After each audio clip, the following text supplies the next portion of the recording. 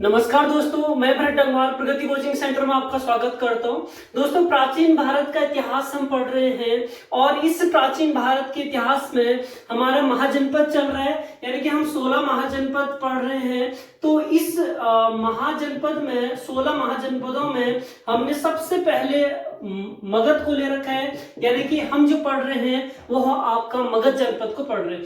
इसमें अगर हम आगे बात करें तो जो महाजनपदों में हमने पढ़ा था कि अंगुत्तर निकाय से हमें 16 महाजनपदों की जानकारी मिलती है और इस 16 महाजनपदों में सबसे पहले हमने मगध को लिया था और इसमें हमने जो पढ़ा था वह आपका एक तो हर्यक वंश के बारे में हमने पढ़ा और इसके बाद जो हर्यक वंश के बाद जो आता है वह आपका शिशुनाग वंश के बारे में हमने पढ़ा और हमने इसमें नंद वंश के बारे में हमने बात की। तो इसी तरीके से जैसे आपका हर्यक वंश, आपको पता है कि हर्यक वंश को पितृहंता वंश के नाम से जाना जाता है और बिंबिसार ने हर्यक वंश की स्थापना करी और इसी प्रकार से शिशुनाग ने शिशुनाग वंश की स्थापना की और इसी क्रम में आपके नंद वंश जो महापद्मनंद थे उन्होंने नंद वंश की स्थापना की और इसी क्रम में जो आगे आएगा वह आपका कौन आएगा, मौर्य वंश।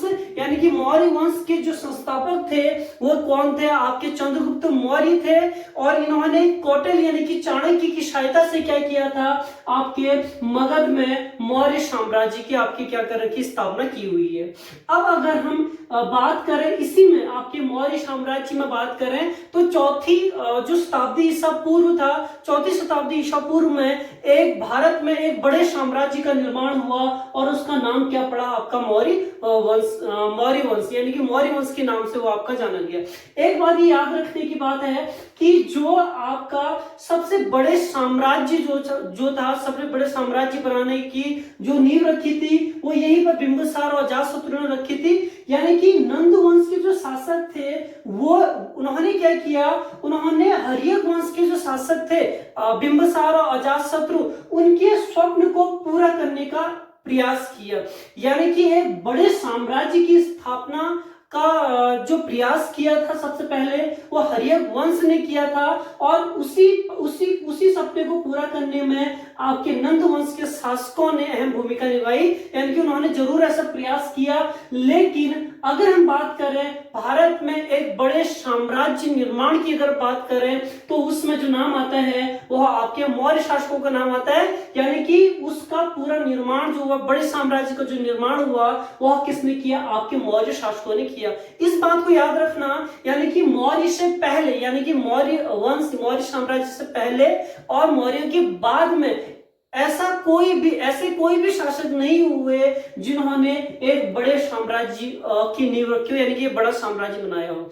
इसमें जरूर कुछ एक दो शासक के नाम जरूर आते हैं जिन्होंने बड़े साम्राज्य बनाने की तरफ वो आगे बढ़े थे। उनमें से मोहम्मद बिन तुगलक का नाम आता है और उसी में आपका औरंगजेब का नाम आता है। उन्होंने भारत के कुछ हिस्सों पर विजय प्राप्त की, लेकिन वो वहां पर स्थायी रूप से नहीं रह पाए, यानी कि अस्थायी ही रहे।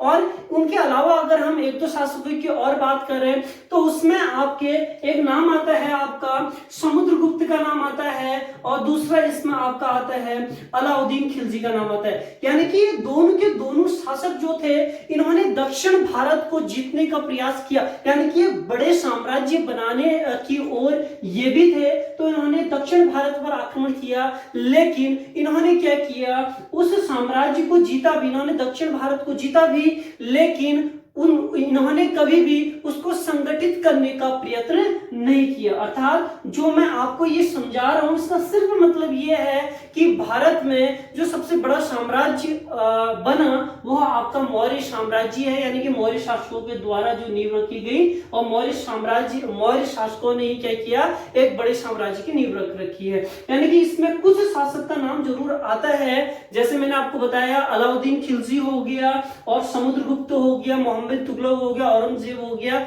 इन लोगों ने बड़े साम्राज्य बनाने की तरफ तो ये बड़े थे, लेकिन क्या हुआ कि ये उस चीज को ये इस चीज को उस चीज को संगठित नहीं कर पाए।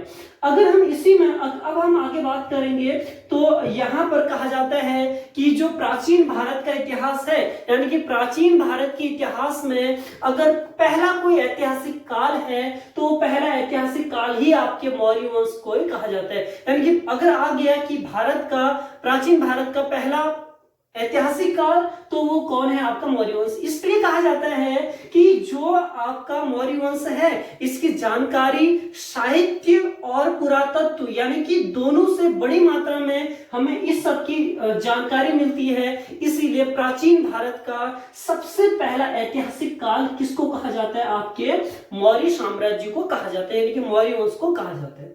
आज हम जो इसमें बात करने जा रहे हैं, आज हम इसमें जो पढ़ेंगे वह आपके मौर्य साम्राज्य की हमें जानकारी कहां से मिलती है, यानी कि मौर्य साम्राज्य के जो स्रोत हैं वह कौन कौन से हैं, आइए उन पे बात करते हैं।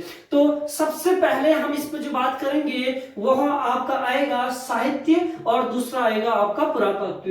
तो यहाँ पर अगर मौर्य साम्राज्य को जानने के जो स्रोत हैं तो उसमें सबसे पहला कौन सा है? आपका साहित्य है, यानी कि साहित्य से हमें बड़ी मात्रा में क्या मिलती है? मौर्य साम्राज्य की जानकारी। और इसी में दूसरे क्रम में जो आ जाता है वह आपका पुरातात्विक आ जाता है, यानी कि पुरातत्व से भी हमें किसकी जानकारी मिलती है? मौर्य साम्राज्य की। अब यहाँ पर क्या था, अगर साहित्यों में हम बात करें तो साहित्यों में हम हिंदू ग्रंथ की बात भी करेंगे, यानी कि और जो विदेशी किताबें हैं उन पे भी हम इनको एक ही साथ यहाँ पे लिख देते हैं। तो सबसे पहली पुस्तक का नाम है इंडिका, यानी कि इंडिका जो मेगास्थनीज द्वारा लिखी गई है उससे हमें मौर्य साम्राज्य यानी कि मौर्य वंश के बारे में जानकारी मिलती है। हम आगे डिटेल में इसमें पढ़ेंगे कि इंडिका जो मेगास्थनीज द्वारा लिखी है, सेल्यूकस निकेटर का दूत बनकर चंद्रगुप्त के दरबार में आता है और अपने भ्रमण के दौरान जो अनुभव उसको प्राप्त हुए थे उसी को उसने किस में लिख दिया? इंडिका में लिख दिया। आगे डिटेल में पढ़ेंगे। दूसरा इसमें क्या है? आपके अर्थशास्त्र है। अर्थशास्त्र यानी कि कौटिल्य द्वारा लिखा गया जो अर्थशास्त्र है वो भी जानकारी का एक महत्वपूर्ण आपका स्रोत है। तीसरा इसमें अगर हम बात करें तो विशाखदत्त द्वारा लिखी गई जो मुद्रा राक्षस है, इस मुद्रा राक्षस से भी हमें किसकी जानकारी प्राप्त होती है? आपके मौर्य वंश की। अब इसके अलावा हम बात करेंगे जो आपके बौद्ध साहित्य है, दूसरा आपका जो जैन साहित्य है, इन दोनों से भी हमें किसकी जानकारी मिलती है? आपके मौर्य साम्राज्य की। अब यहाँ पर क्या है कि जो आपके बौद्ध साहित्य है, बौद्ध साहित्य जैसे कि आपके दीपवंश हो गया, आपका महावंश हो गया और इसी में दिव्यावदान हो गया, तो इन सब से हमें किसकी जानकारी मिलती है? मौर्य वंश की। जैसे दिव्यावदान में जैसे अशोक तक्षशिला में जो विद्रोह होता है उस विद्रोह को समाप्त करने के लिए जाते हैं, तो वहां पर जो सारी घटनाएं हुई है वो बौद्ध साहित्य से हमें प्राप्त होती है। तो तीन चीजें याद रखिएगा, पहला आपका दीपवंश, महावंश और दिव्यावदान, यानी कि बौद्ध साहित्य के तीन ये ग्रंथ आपके महत्वपूर्ण आ जाते हैं। इसी प्रकार से जो जैन साहित्य है, जैन साहित्यों में एक तो कल्पसूत्र भद्रबाहु द्वारा लिखा गया एक कल्पसूत्र हो गया और एक हेमचंद्र द्वारा रचित परिशिष्ट जो पर्वन है, परिशिष्ट पर्वन से भी हमें किसकी जानकारी मिलती है? मौर्य वंश की जानकारी मिलती है। इसके अलावा बहुत सारे आपके जैन साहित्य, इसमें आपका जो भद्रबाहु चरित्र जो लिखी गई है आपके रघुनंदी द्वारा लिखा गया है, उससे भी हमें किसकी जानकारी मिलती है? आपके मौर्य वंश की जानकारी मिलती है। और आगे हम इसमें बात करेंगे पुराण, यानी कि जो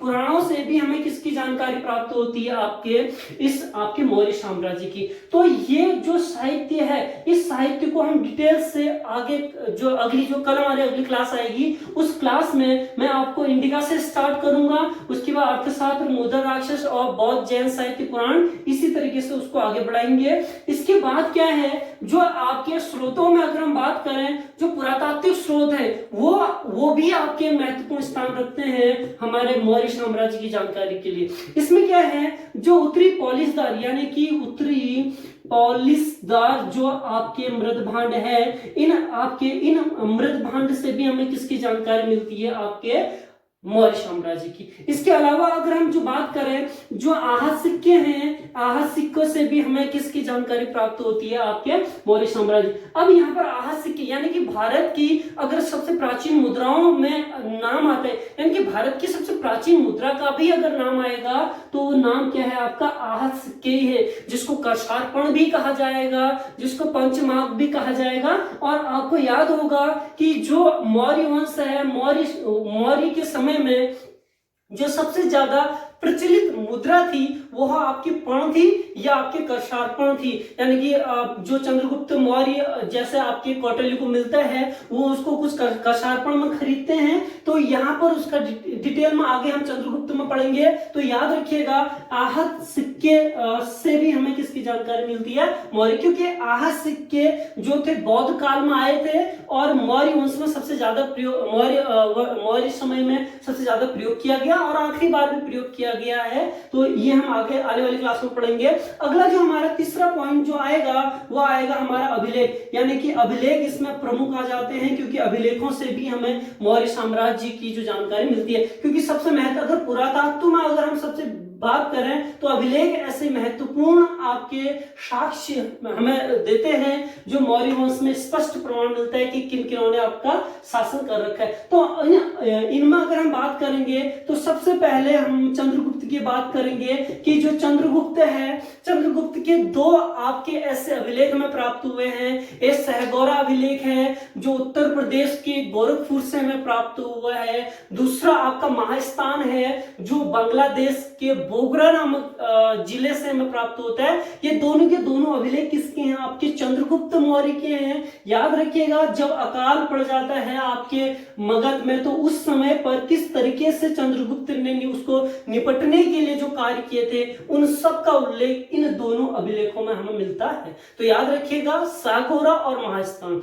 अगला जो दूसरा आपका आता है यानी कि रुद्रदामन एक शकवंशीय शासक था। इसे याद जरूर रखिएगा क्योंकि जो मौर्योत्तर काल का जो सबसे महान शासक के क्रम में जिसका नाम सबसे पहले आता है मौर्योत्तर काल यानी कि मौर्यों के बाद वाले काल में, वो आपके शक वंश के शासक रुद्रदामन का आता है। और रुद्रदामन का एक हमें अभिलेख प्राप्त हुआ है जिसका नाम जूनागढ़ अभिलेख के नाम से जानते हैं, जो काठियावाड़ गुजरात से प्राप्त हुआ है। याद रखिएगा पहला ऐसा अभिलेख है जिसमें चंद्रगुप्त मौर्य का नाम अंकित मिलता है, यानी कि चंद्रगुप्त मौर्य का नाम चंद्रगुप्त जो मिलता है सबसे पहले किसमें मिलता है, आपके रुद्रदामन के जूनागढ़ अभिलेख में। इसके अलावा जो मिलता है उसमें सुदर्शन झील के बारे में मिलता है कि सुदर्शन झील का निर्माण चंद्रगुप्त मौर्य ने किया। क्योंकि हम मौर्य वंश पढ़ रहे हैं तो मौर्य वंश के बारे में ही जो है वो इसमें दिया गया है। दूसरा याद रखिएगा अशोक ने उसका पुनर्निर्माण किया था, तो सुदर्शन झील की जानकारी भी हमें किसमें मिलती है, आपके